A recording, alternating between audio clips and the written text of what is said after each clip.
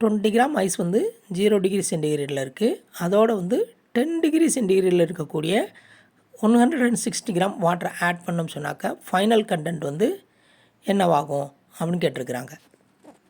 Water வந்து higher டெம்பரேச்சரில் இருக்குது. ஆகவே வாட்டருக்கு தான் ஹையர் எனர்ஜி இருக்கும். அப்போ எனர்ஜி வாட்டருக்கு பார்த்தோம்னு சொன்னாக்கா Q = ms டெல்டா T அப்படின்ற ஃபார்முலா போட்டோம்னு சொன்னாக்கா நமக்கு வந்து 6688 ஜூல் இருக்குது.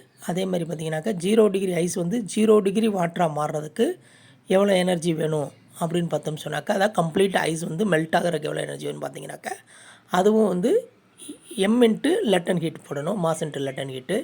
அப்படி போட்டோம்னாக்கா அது வந்து 6680 ஜூல் வருது. அப்போ ரெண்டு மேலே இருக்கக்கூடிய வாட்டரோட எனர்ஜியும் கீழே ஐஸ் மெல்ட் ஆகக்கூடிய எனர்ஜியும் ஒரே அளவில் இருக்கிறதுனால என்டையர் ஐஸ் மெல்ட் ஆகி 0 டிகிரி வாட்டராக மாறும்.